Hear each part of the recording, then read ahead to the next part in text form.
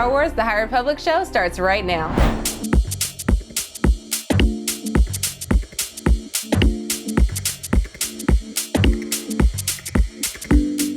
Hello, this is the Journey Told podcast, and I'm your host, Sean Zanotti. I believe life is about the journey, not the destination. To find the journey in every step of the road, the highs and lows, the twists and turns, the ups and downs, it's in those moments, that is beautiful. Our guest today has a journey of her own. She's an accomplished actress, currently the host of Star Wars, The High Republic show. She's known for her vibrant characters on the popular series Critical Role, Sirens of the Realms, 6 and 1, Denver by Night, Ex-Roommate, and the list goes on and on and on. Krystina Arielle has graced our TV. She's graced your TV, and now she is gracing the airways today to talk with us. Krystina, welcome to the Journey Told show. Thanks for having me. Hi. Thank you so much for being on. I know you are super busy hosting Star Wars. Tell us a little bit about what that has been like. Oh, okay. So imagine you're a fan of this property, and then one day you get an email that turns into a call that turns into, hey, we'd like you to host this show. And you, I think the honest reaction was, who is this? And I thought it was a prank for like the first couple of hours. I was like, I have a meeting with Star Wars. And my husband's like, yeah, I don't know. I feel it's very overwhelming to have this kind of dream scenario happen. And I've worked for it, but to see the work that you've done turn into working with a property that you've loved your entire life is extremely surreal. And it's a blessing, honestly. It's such a blessing, and you look so happy. So I can tell when you're saying it's a blessing, you really feel that. I'm a whole nerd, like a whole entire nerd. My entire life has been fandom. So it would be like, oh, Star Wars called. Then it's like, maybe Doctor Who will call. And then I could be a companion, and I could be the Doctor. Who knows? Like, where does the road go? It's exciting. So I was doing my research on you, and I noticed that I saw a story saying that you were on a playground here in LA, and you met someone by the name of Donald Glover, and he was inspirational in this entire component of you becoming the host of Star Wars. Can you kind of take us into that story? I would love to hear it. Oh, so that story actually starts. One day I was out for a walk with my husband and my stepson, and we saw the Star Wars Rogue One premiere. And I was like, oh, they were setting up on Hollywood Boulevard, and you see like these ships and everything, and it's gorgeous. And I was like, oh, one day I'm going to go to one of those. So I did a cosplay of Lando Calrissian with a shirt from El Hoffer. It's great. And I was at the park with my sister, and our kids were playing, and there's all these people huddled around this dude. And my sister's like, Donald Glover is here. And I was like, stop it. And so like we ended up like on the playground, like talking. And I was like, oh, I do a Lando cosplay. And he's like, I'd really like to see that one day. And I was like, I hope you get to. So fast forward a little bit, and I get invited by El Hoffer to wear the Lando wrap shirt at the Star Wars solo premiere where he was playing Lando Calrissian. And so he walks up and he sees me, and I was like, and he's like, and we just like, there's pictures of the moment where we're just kind of like chopping it up, and it's like, oh, your sister, like, and he was just like the most affable and delightful person. And I don't even know if he knows that I work in Star Wars, that I'm that same person. I'm sure if he read StarWars.com, he saw the story, but like, well, it's like, oh, I wonder if that person's like remembers me, but he remembered me in that moment. And it was really, really nice that in the big standing under a Millennium Falcon, he still took the time to be like, yeah, what's up? I remember you. And that's a good feeling, because a lot of people don't think outside themselves. And it just shows you how one conversation can carry over into a huge opportunity. I think that's what's so amazing about living here in Los Angeles. It is. And it's one of those things where I was like, okay, the next time I do something with Star Wars, my mind thinks in what's next, and I'm going to speak beyond this. So one thing, my first job in Hollywood was I played Lieutenant Uhura in a Star Trek video for my friends, the Library Bards. And while we were doing it, it was my first time like on a green screen stage, and I had watched Star Trek with my grandfather. Like he was on the Enterprise, the naval ship when Star Trek premiered. So he got to watch the Enterprise on the Enterprise. And so we've always like kind of had that bond. It was my first ever cosplay. Listen, if nothing else comes of this, if I never work in Hollywood again, I want Nichelle Nichols to see this and I want her to know what she means to me. Fast forward a couple of months, I got asked to work at a convention with Iona Morris, who played the voice of Storm in X-Men the Animated Series. She's also does a lot of work on Blackish and Mixedish. She's fantastic. She's a legend, really. And she was on Star Trek when she was younger.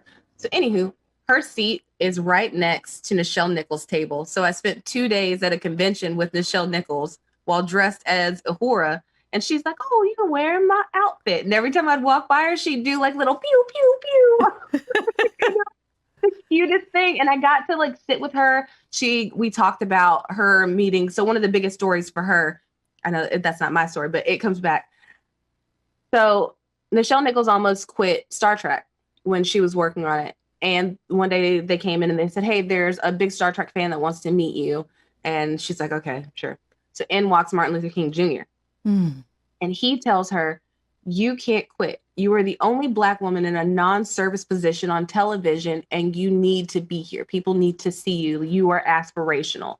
And that was the reason that she did not end up leaving Star Trek. Like she stayed on, became the icon that she is, because he believed in her and he like told her like the importance of this moment. So I got to have that conversation and hear that story from her, a story that I've heard for years. Like she got to tell me that story. So the second day of the convention, I get a notification. The video is out. So I got to see, there's actually a little video of me watching her watch me play her in this video. Yeah. And she's like, oh, you got her again. She's like, you got on my outfit. And it's like to have a moment like that and those like, I fully believe in full circle moments and trying to like recognize that, like even having the time hop app to be like, okay, a year ago I was here. It's a year later and this is where I am. This is why I'm grateful. Like I'm grateful for this. And to have those moments where you get to see, to give gratitude to people who came before you, to see these people that you respect and say, I couldn't be here if I didn't have you, because if you can't see it, you can't be it. So I'd never think that I could do this. She's the reason Whoopi Goldberg did it. Like Mae Jemison, all these people, like it's because of her. Ooh, I love that. Yes, that's so beautiful. It's so amazing. People don't really realize, or I think it's not talked about enough, how important seeing someone doing something that you aspire to do and be like, or one day become, see it, and then it helps you get there. It helps you figure out the keys that needs to be in place to get to that destination. That's so amazing. Absolutely. It's great. Also, I love Angela Bassett. I like to say I went to the Angela Bassett School of Acting because I watched What's Love Got to Do with It multiple times as a child. So I got to go to the Avengers premiere and she walks down and it actually ended up becoming a meme and it says Black women doing anything, me. And I'm like, there's Angela Bassett standing in front of you and you're just like, you're an icon and I did this because of you and I love you so much. You're fantastic. And she's just like regal. Absolutely. That's why representation matters. It's important to see people that look like you in this journey, that you can see that you too can be that.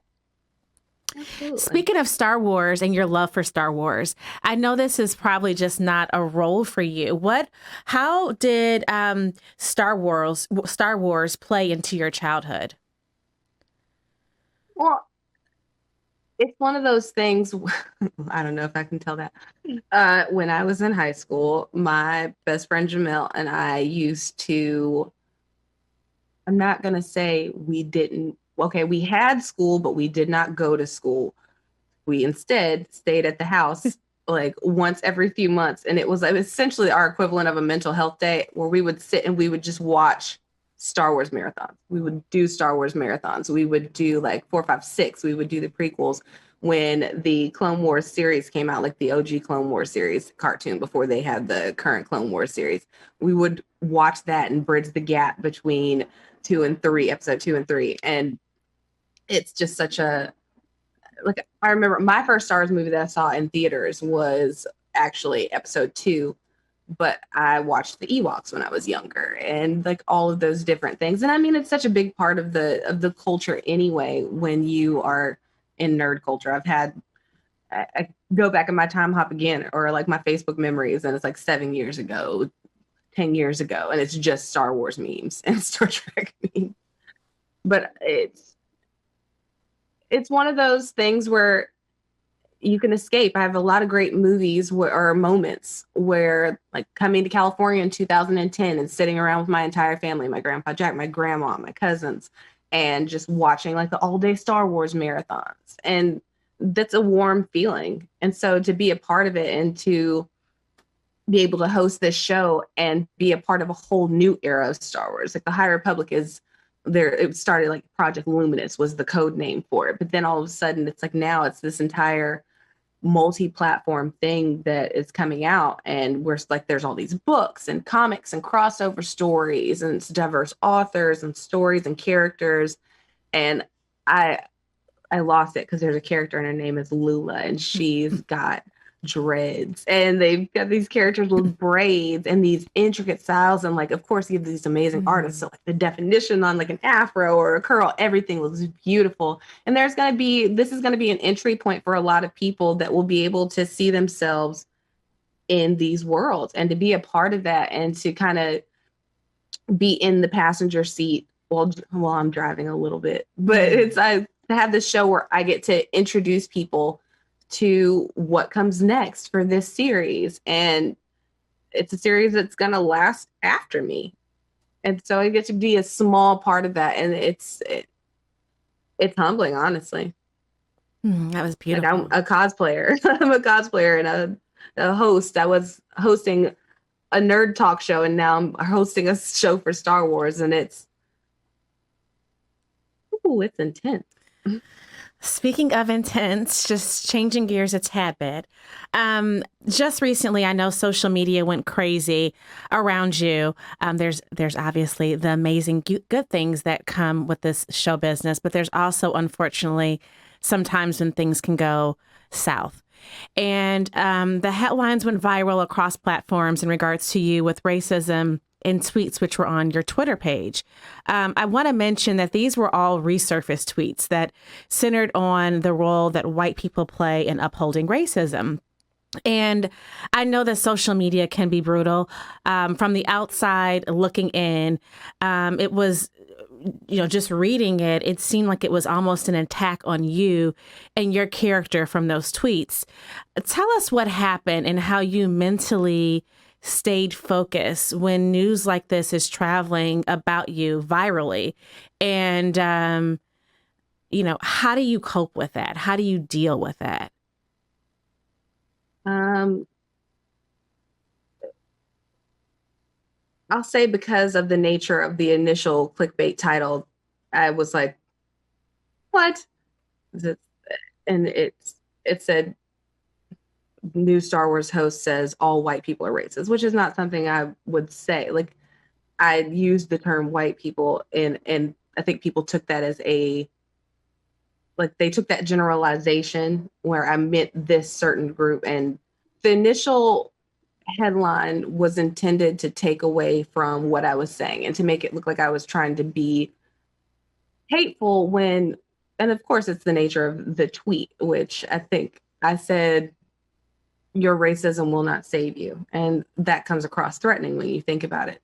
And then you look at the story attached to it and it's Asian people are being coughed on in the store and attacked. And I lost my father to COVID April 25th. I take that very, very seriously. And so you're out here coughing on people and speaking down on these people. And it's gross. It's gross. And I'm saying racism is not going to save you from COVID. It is no respecter of person. It's not going to be out like you're not going to be, oh, no. Like I can't get this. It's not going to happen to me. Like we just saw a large part of the population taken out. And I'm very passionate about that to the point where I think I spoke passionately. Mm-hmm. And it was not an attack on a whole group of people. It was, hey, people that are doing this, you need to stop. You need to stop. And I think I also said something to the effect of people think that all Black people are going to vote for Kanye, and I ended it with "you sound dumb." I mean, I wasn't voting for Kanye. That's not to say nobody voted for Kanye. He got like 5,000 votes or something like that. But I'm not. And like there were all these think pieces on saying like that, oh, like, will Black people put Kanye in the White House? No. It's easy for it to feel like, for me initially, to dismiss this as I know what my intentions were and what I meant. But I can also understand it from the standpoint of someone who just sees this and is in outrage mode already, as a lot of us are. We've been in the house with COVID for a year. People, like, the news that you hear, that's the news that you got for the day. There's no water cooler. Like, your online media is your water cooler. And for that, to be in that kind of a situation, everything is just amplified. So for me, it was like, oh, this is silly. Like, this isn't what I meant. And also, I never said this, which made you think all of this sounds in line with this anti-white racism idea. And it's no. But looking at it from the perspective of someone who has experienced racism and who is met with, well, I couldn't be racist. I'm this. I wasn't going to do that. I wasn't going to do that. Like, I am not going to say, okay, this is how you felt about that. Okay. I can tell you over and over again, this is not my intention. But if you took this and it hurt you, then absolutely. I'm sorry that's how you took it. I'm sorry that it hurt you, but I am not sorry for being honest about the experiences that Black people have in America. I'm never going to apologize for that, because it is a very unique experience and it's a honest experience. But we're also in this place where people want to, after all of the stuff that we've gone through with George Floyd, with Black Lives Matter, like, people are uncomfortable. And they've had to have a lot of uncomfortable conversations where, instead of feeling as if we're making progress, they feel like they're being attacked. And it feels like, if you say white people, I'm attacking, like, that's an attack. Like, you are saying, like, oh, okay, no. Like, if I like to say, if you're confiding in someone about racism, it is indeed a confidence. If you're correcting someone on a racist action that hurt you, you're saying, I hurt you. I'm not saying you are a racist. I'm saying this racist action hurt me. Please take accountability for it. And it's very easy to understand why people reacted the way that they did. Do I understand death threats? Do I understand that you took a clickbaity story at face value and believe that, instead of trying to move a dialogue forward or just put a post out there about how I was feeling in that moment, like, this was taken as an attack on this entire group of people, which it was never intended to be. There are people that do these things, and those people need to grow and change and become better. That's not saying all people, but all people can acknowledge the hurt and pain of a people. And I always try to tell those stories, and I think this is really hard to talk about. I think knowing that at the time, like, there were still 35,000 people following me at this time that saw those tweets and know what I was talking about in the minute, or know that in the minute story. But if you take something out of context and say, oh, this person said these two words, and everything after that doesn't matter. Nothing that comes after that matters. So when I first, like, all of that say, when it first started, that first day, like, I was like, oh, okay. I dismissed it. I didn't think anything of it. When I woke up and iStandWithKrystina Arielle was trending, that was a whole nother story. That was a whole different beast, because people want to believe that in my doing something, I'm taking something away from them. Like, my success in this area is an absence of their own, which is absolutely not. Like, it takes nothing away from you that I'm doing this thing. I'm not taking a job from somewhere else. It's a job that came to me, that I worked for, and I was really proud of myself. I was really proud of myself. I was really excited. And I like waited months to be able to talk about it and to go out there and say like I did this. Yeah. And there aren't a lot of forward-facing Black women or that get a platform of this nature. Black women that are able to go out there and get a platform in a large property like this. And I was excited about that. I was excited to be like a part of that. Like, hey, like maybe this change is happening. Maybe this change is coming. But to have tweets that are essentially calling out racism be twisted to try to make it look like I hate a whole group of people is just like, I chuckle about it, not because I'm dismissing it, but because it's nervous laughter, one, awkward, and it's hurtful that this is the idea that after all of the times that I've spoken out very clearly and very publicly about racism, that this is what's the takeaway, that this would be the thing that someone would say, you know what, this person does not deserve this platform because of this. And that first day after I realized what was happening, like by 5 o'clock, I had to call my husband. I was like a mess. I was an absolute mess because I was so hurt by it. And I don't think people realize, like, it's not one voice at that time. It's not, oh, ignore it. And no, one, you have to look at it to know what you're ignoring. Like, you have to know it exists to like ignore it. But then you have, I tracked this because I was interested to see what would happen.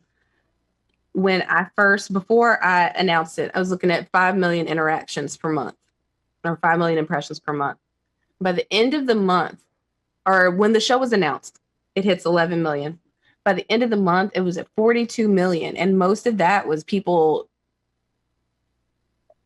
telling me to kill myself, or like people who had like, you effing anti-white racist, like, go and like step into a grave, kill yourself. My favorite part of these people who are very adamant about it, F you, you racist N-word.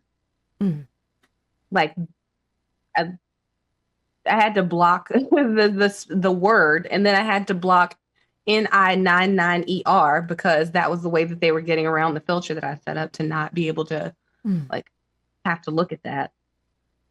And to know that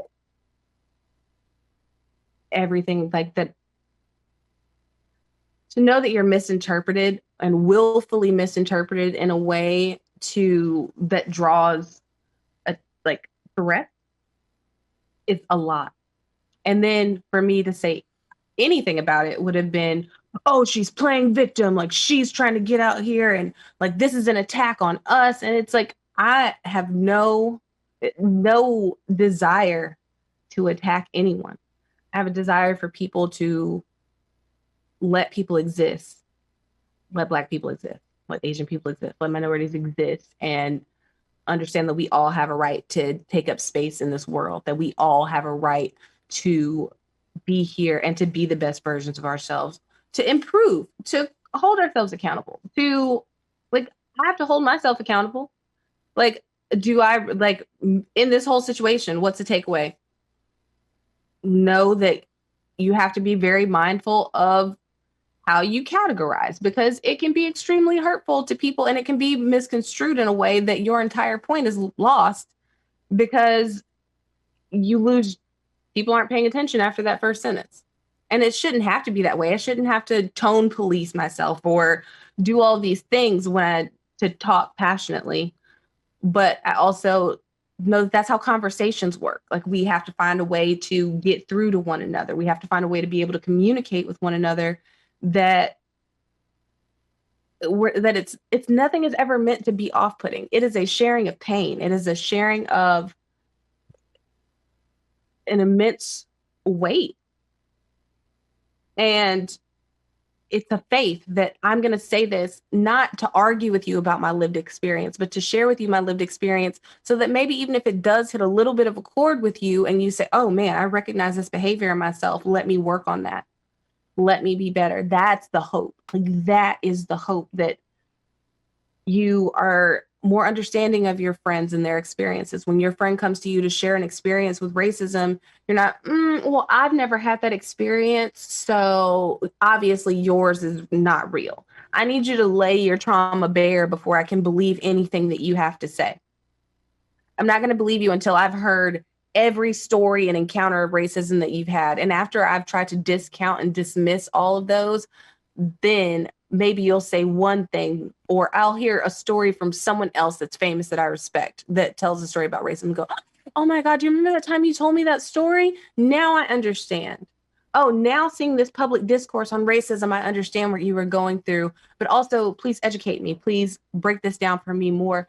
And it's a lot to walk that tightrope of trying to not hurt someone's feelings while telling them you're hurt. To say, hey, like, I'm not trying to hurt your feelings. I'm not trying to attack you as a person. I am trying to tell you that these actions hurt me. They affect my life. They affect my mental health. And like, I am grateful. I've been in grief therapy, but because of lots of my stepdad, like, I've been in grief therapy. And if I had not been in therapy, I would be maybe not in this chair right now, because it was so much, and so loud, and just, and it's,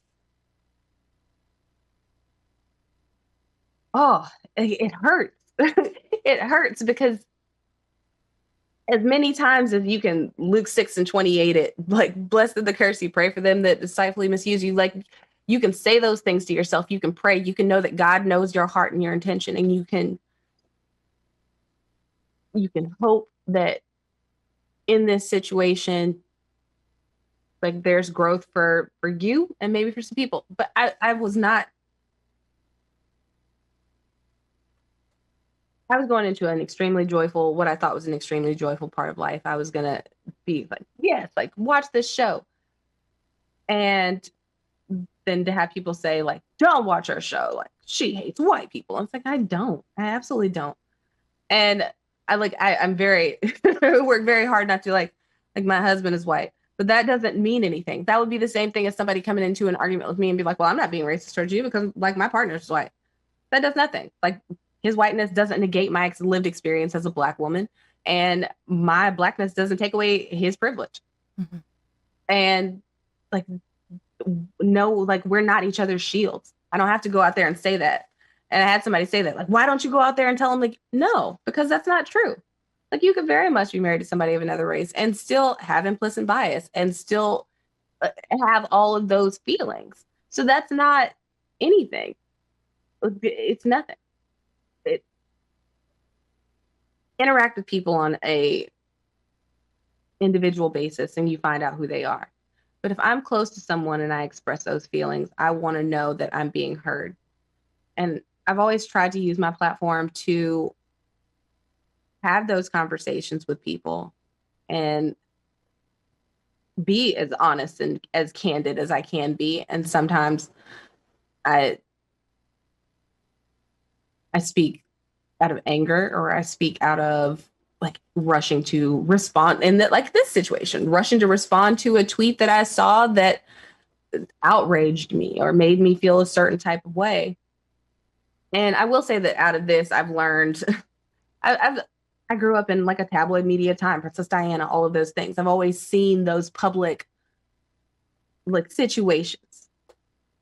And I now look at those through a very different lens of, like, we can be critical of people. Absolutely. Like, criticism is great. A friend said the other day, she's like, yeah, constructive criticism is great. But, like, you can criticize without threatening. You can criticize without being hurt, like being malicious. core of it is there's no pretty way to put how all of it was. It was really hard to deal with.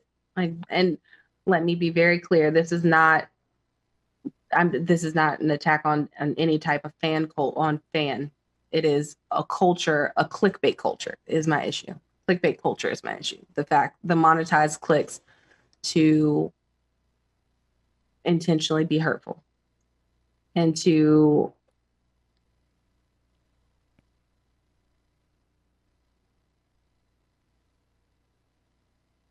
I feel like people enjoy the ride of watching someone be successful, like as long as it doesn't make them feel like they're falling behind.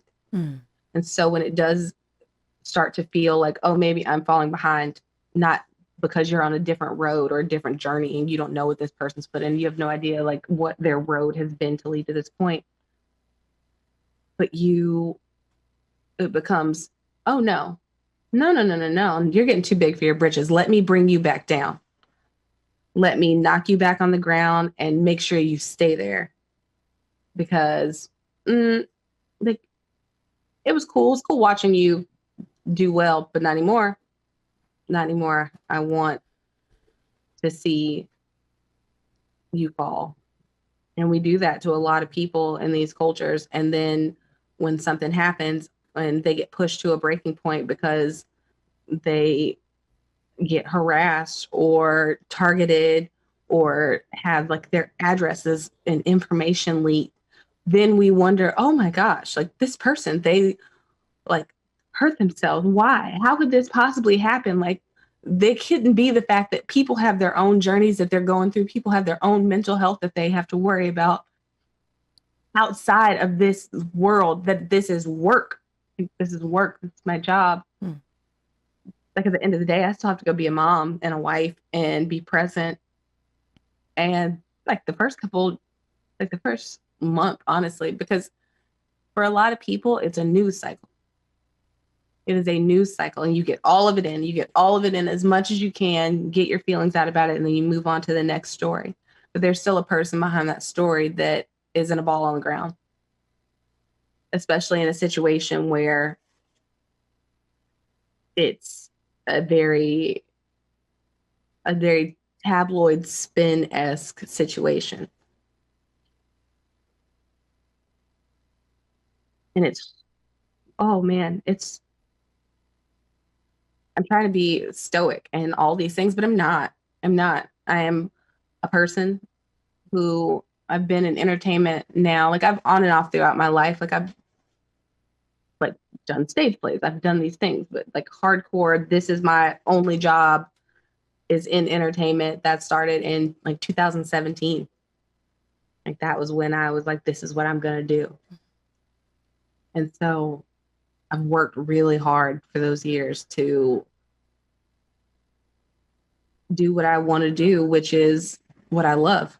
I love nerd culture. I love being passionate. I love entertaining people. And to almost, I've been very supported because of the fact that people who were by my side when I spoke out on racism in those instances, they know what I said and how I said it. And that's why it's also, if you know me, you know how I treat people. You know that I want to leave people better than I found them. That is always my intention. And so to know that people will stand up behind you, literally like people that I've worked with, almost every big studio that I've worked with since I've been in entertainment would put their name out there to know, hey, like that's not what this was at all. Like to have that kind of support really has meant a lot.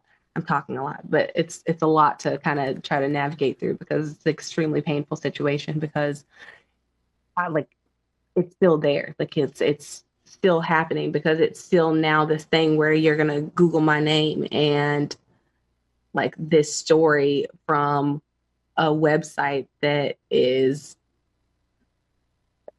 like known. I remember the same website did an article about Chadwick Boseman when Black Panther came out. And they were like, Chadwick Boseman hates all Europeans, says like, these are the things that they do when Yana Peralt got announced that she was going to be in the Powerpuff Girls. they're like, well, once again, they hire anti-white racists, and they would take any tweets that said white people or that talked about a Black cultural experience, and they would use that to say, these are anti-white.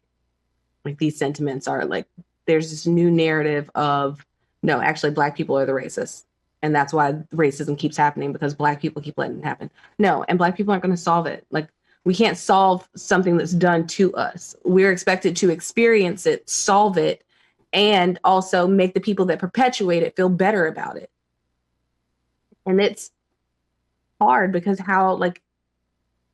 it's always going to be there. And I can't and don't want to change my skin. I can't and don't want to be anything other than the strong Black woman that I am.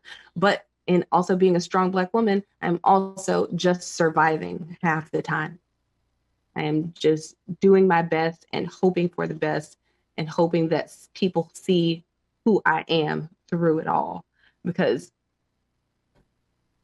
I didn't respond. I shared some of the threatening stuff that I received and just said, well, this has been a weird day. Like, I just said something like to that effect and moved on with it. And I went back to my life, because why am I going to go and I'll say it like this. My grandma said, a hit dog will holler. I'm not hollering. So you're still getting, at this moment right now, you're still getting these types of threats on social media.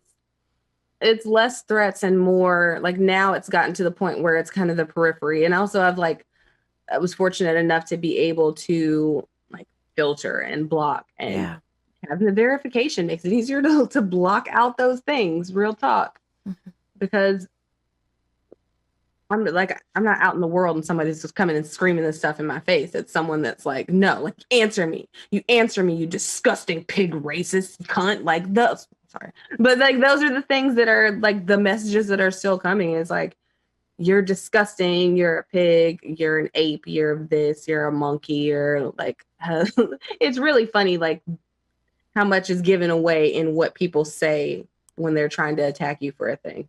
It's very interesting about how much it says about them. How do you not internalize that and then start to believe these hateful things that you're receiving online? You do. You do internalize it to a certain extent. You do internalize it. You do, because especially right now, again, pandemic inside, I look at the last 2 years, and it is very hard for me to separate a lot of that stuff, because I went straight from like working my entire pregnancy, having an emergency C-section, going from emergency C-section to postpartum anxiety and depression, to a pandemic, to losing my dad in said pandemic, to just trying to like keep my head above water and not drown from that, to this situation, which again, it seems like just a news cycle, but it affects you. It does affect you when you have these things said on a level, and no matter how much you filter or try to stop it or try not to, like, I think I would be I wouldn't be myself if I didn't look at this situation and examine my approach, how I say things, how I word things. Absolutely. Like, that's just a part of hopefully being an accountable adult. And also thinking about the fact, if this person says they're hurt, you don't get to say they're not, because how they received it is how they received it. And I can't take that away from them. But what I can do is say, I'm not going to sit here and you're going to yell at me and say, well, I think you're this, I think you're this, I think you're this. And you don't want to hear what I have to say. You just want to make me feel as if I'm a terrible person. And it does make you feel like a terrible person for a while. Like, it does. You fluctuate. It's almost like there's this really great show. It's called I Hate Susie on HBO Max. Billie Piper, love her forever. Rose Tyler from Doctor Who. So she gets this. It's great. So I watched this right before this all happened too.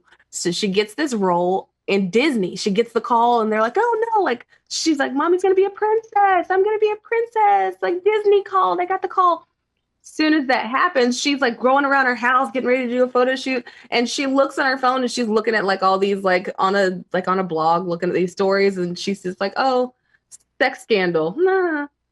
And she clicks it, and it's like she doesn't like read the thing. She ends up like walking off, and she's getting all these calls. Her phone's blowing up, and people are like, "Are you okay? Are you okay?" And she's like, "Oh no. Like, what are you talking about?" And it turns out this scandal is broken, and she has to deal. Each episode is like a stage of grief, like denial or like acceptance, and it is like that whole situation of you are grieving a part of yourself that is now public, and you spend your entire career being like, "Ooh, one day I could be in like Vogue and Vanity Fair and these things," and you get there and it's because of racism. And it's not talking to you the first time you get to be in these big publications. It's about you. And it hurts. Like this whole thing hurts. I have internalized so much of it because that's who I am as a person. I'm an extremely sensitive person, and I don't like the idea that I've hurt anybody. I could move in this world and hurt people. Like anyone I ever have felt like I've hurt, I've gone to and been like, hey, I feel like this hurt you. It doesn't matter how many years it is. Like, I feel like I hurt you in something, and I still can't sleep at night over it. That's who I am as a person. So to be in the situation where you feel like you've been put in a position to make people think that you were trying to hurt them on such a grand scale, it's hard not to take that and cry and hurt, because it's a lot. It is a lot when it makes it very almost impossible to be able to separate like my job, my life. These lines are now all so blurred because it's my name. It's my name that my mama gave me that is being drugged, that I've lived with my whole life. This person that I know, this person who I am, the person that I know myself to be, is being seen as something else. And it's interesting to know like the amount of work that I've done, and that there are multiple interviews, and even our Black AF podcast that we did, or video podcast that we did, is out there. And the things that were misconstrued are the things that I've said all along. Like my message hasn't changed. It's just be better. I love that. Be better. What advice would you give to someone else, another celebrity, or another person for that matter, that may be experiencing a hatred from social media, from a past tweet or past something that they've posted, and may be walking in the shoes that you're walking in? What do you advise them to do, or what can they do to help them cope and try to somewhat bounce back and not let this affect them? I mean, I think the reality of it is going to affect you. It is, a lot of people can be like, I didn't do anything, so I don't feel bad. Like, no, like it still feels bad to have a large amount of people wish you dead or wish harm on you, or to take the like social media blurs this line. Like people say stuff they would never say to you in person. But then it's like, what about those people that will say it to you in person? Like, and you know that they're upset about something and they're not in a position to receive you. Like, that's terrifying. And for people coming into it, I talked to a lot of people who had a similar experience, and I've had a lot of support from people who have been through similar things. And the biggest message across the board has just been protect your peace. Find your peace, protect your peace. And also, one thing that I really found that I love through this whole thing is if you go and get a book and like put your phone away for like an hour and just go take a bath, it's really relaxing. Get some bath bombs. I became a bath bomb aficionado. I had a waffle bath bomb. That thing was amazing. It smelled like syrup. And I was like, oh, this is fantastic. Like this, like, man, just there aren't a lot of ways to escape when you are still dealing with a panorama. So, it's important to just, at the end of the day, you know your truth. At the end of the day, like if there's accountability that needs to be taken, to take accountability. But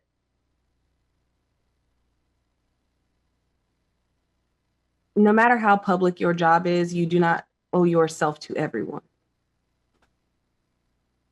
People, there's a sense of ownership that people take over people they've made, they supported, that they've made. And it's understanding you need to know who you are. You need to be who you are, but you also need to reflect in that time, like reflect, know who you are, and think about how you can be better going forward. How, if people want to say something, they're going to. If people feel a certain way, that's how they feel. Like, you can't change that. You can just be who you are and show people what you do, and hope that the people that misunderstand you attempt to understand you. But you aren't for everybody, and you're not going to be for everybody. Somebody is going to not like the way you turned left one day. And you just have to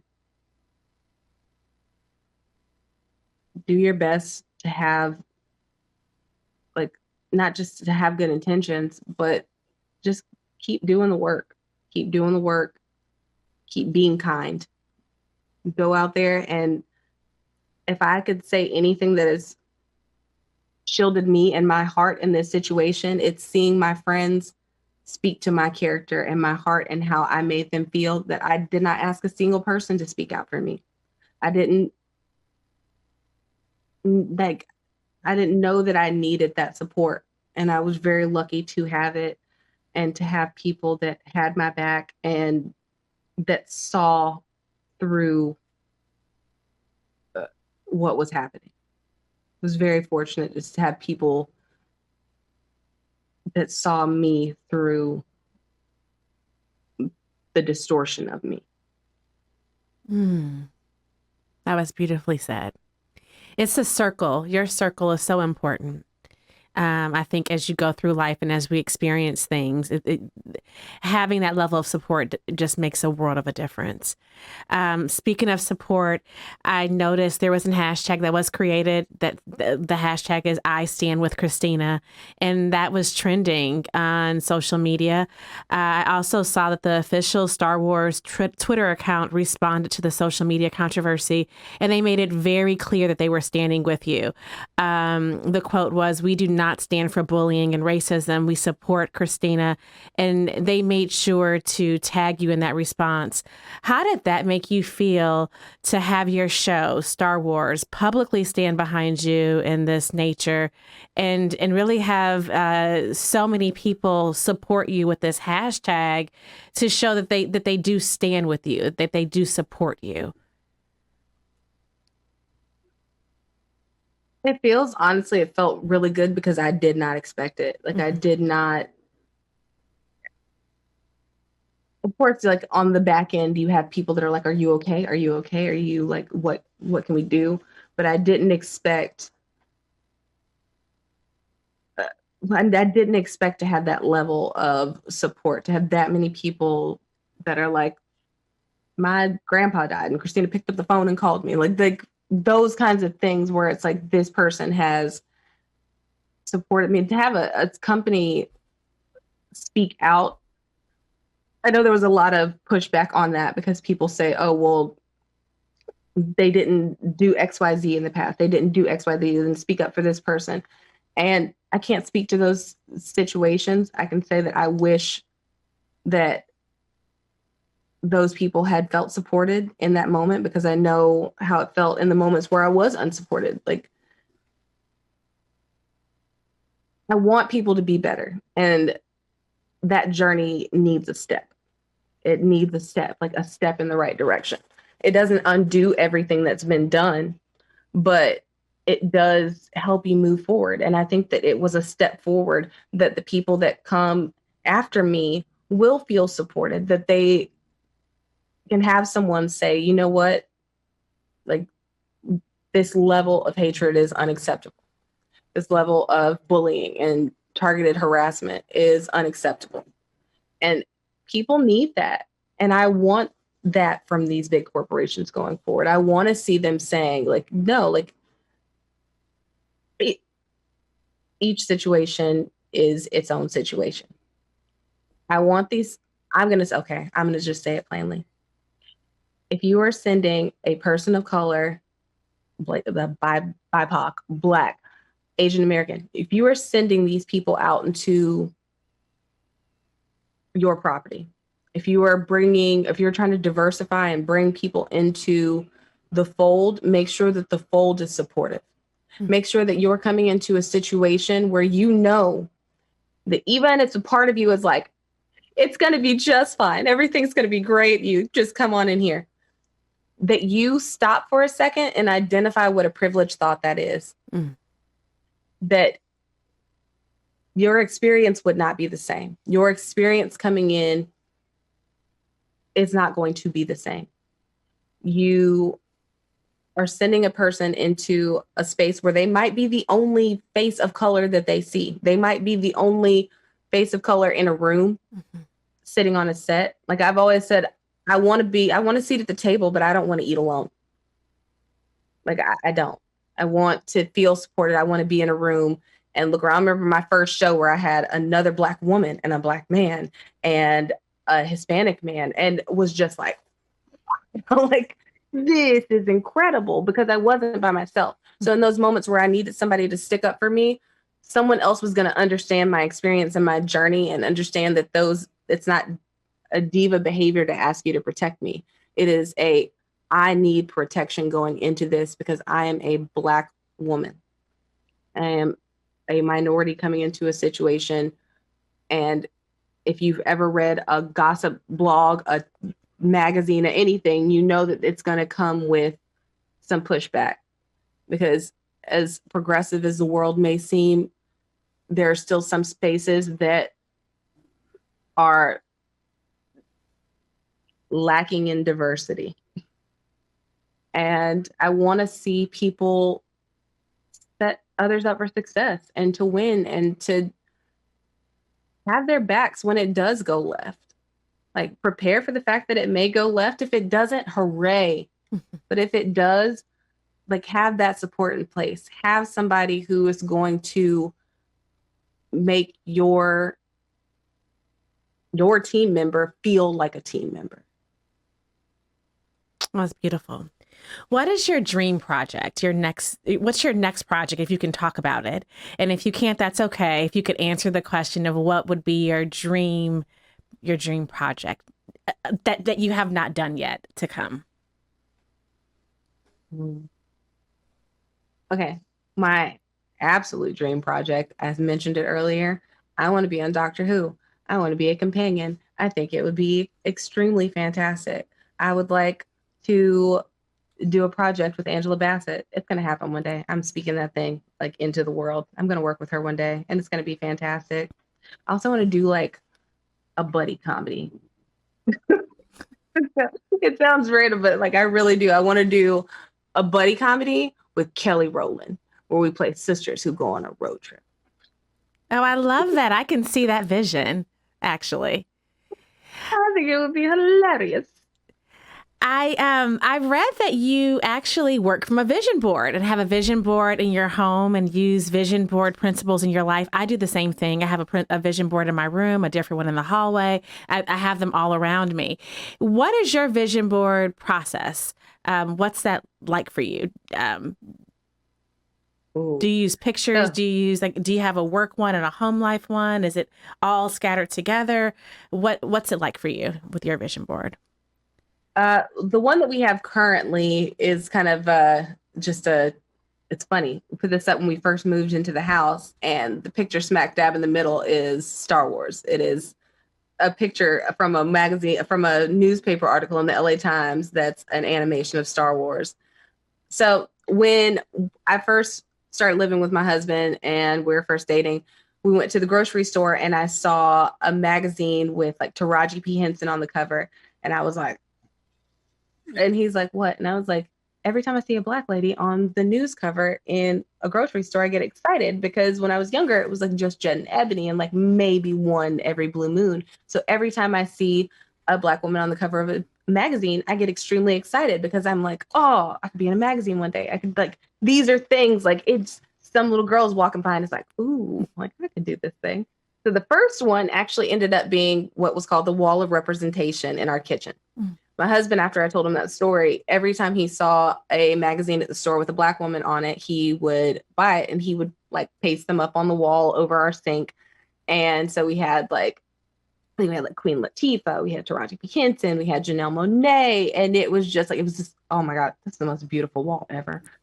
So in 2018, my husband put up my magazine spread. I was in Cosplay Culture magazine and did like a thing on We Can All Be Wonder Woman.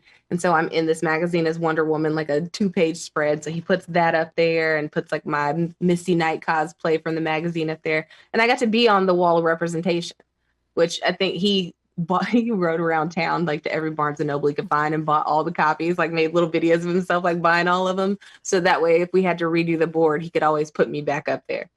So right now, like it's seeing people that I admire. Like right now, there's a Run the Jewels album cover over there. It's really funny.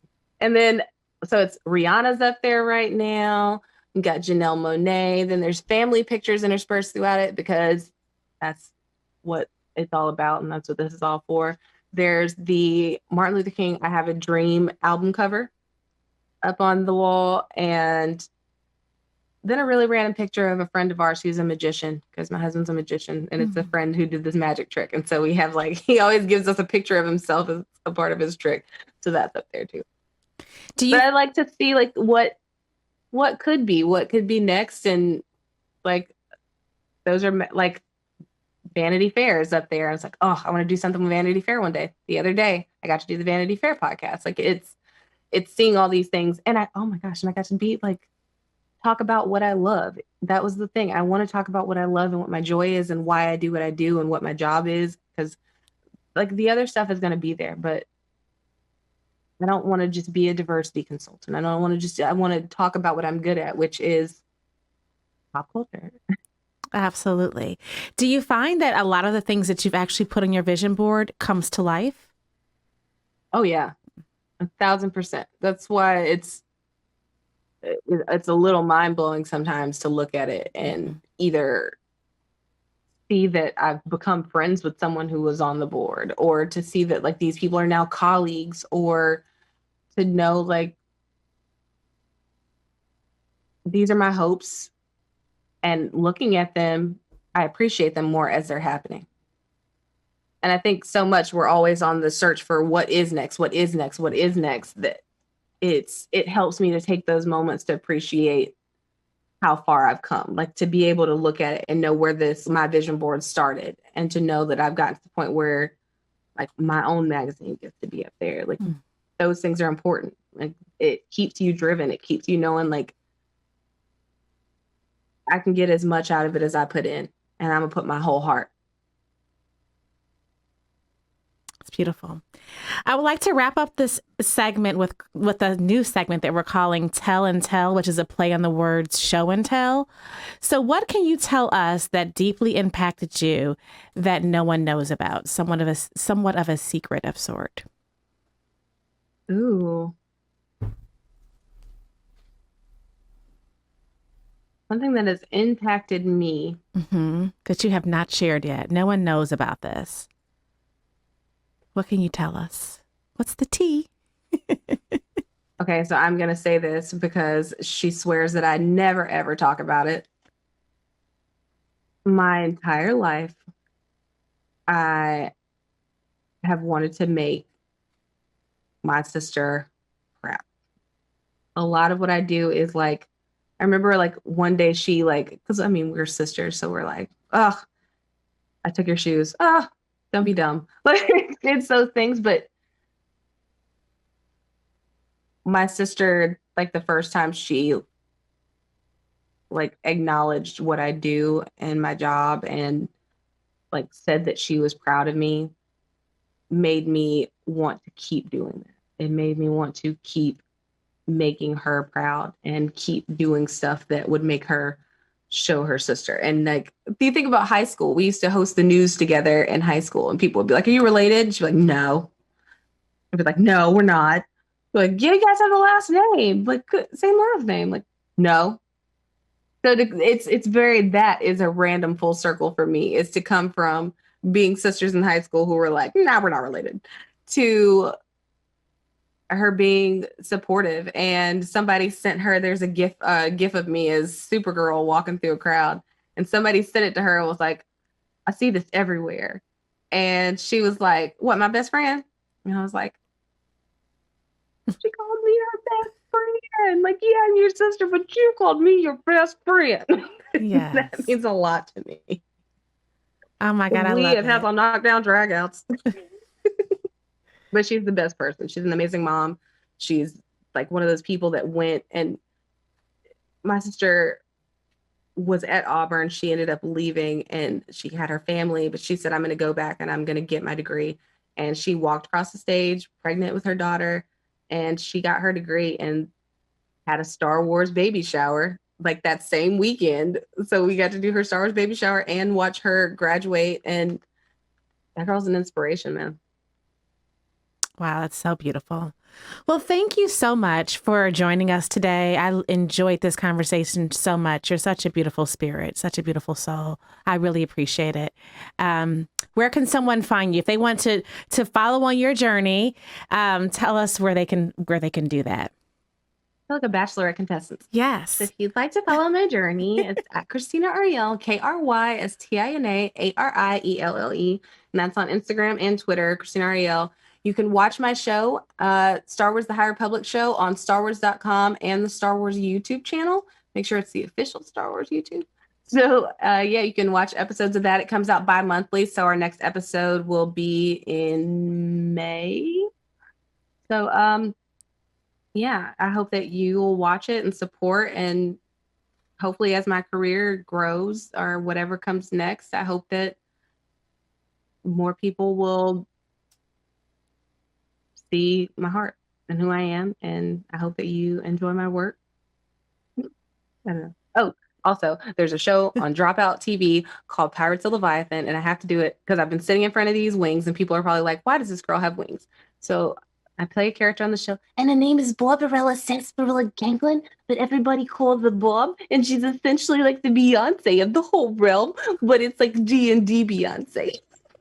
So she's like, that's why I have these wings, and it's for my character Bob. So if you ever want to watch that, it's Pirates of the Leviathan. It's a tabletop RPG game, and we play characters. We have no scripts. We make the entire thing up as we go along. There's just a storyteller that guides it, and it's on Dimension 20's Dropout, which is a spinoff of College Humor. I love it. Well, you have a new fan over here. I will follow you on all of these different paths of your journey. Thank you again for being here. You're so appreciated. Your soul is amazing. Don't ever doubt it. Thanks for having me. Thank you. Well, that is it for this episode of the Journey Told Show. I always want to leave you with the takeaway. And that takeaway for this show is going to be to do a social media sweep. Take some time and go through your Twitter post, your Instagram post, your Facebook post. Look at those old posts and make sure it's the mindset of where you are today and how you feel. If it doesn't serve you, delete, delete, delete. Clean up your social media from the past, or if it serves you and it's how you feel, go ahead and keep it there. If you're in need of any type of assistance when it comes to social media platforms, sprucing up your social, damage control, things that go viral, you can always reach out to us at Exact Publicity at www.exactpublicity.com. That's what we do. We are fixers. If you want to watch this episode in full, make sure you go to journeytold.com. You can also learn more about Krystina on the journeytold.com and also check out our platform. If you're interested in anything else in regards to this show, you can always subscribe on YouTube and all streaming platforms where you receive your podcast. I'm going to sign off with words that my father would often tell me that still resonate in my spirit. And that is, remember to be the best you that you can be. Until next time, folks. See you soon.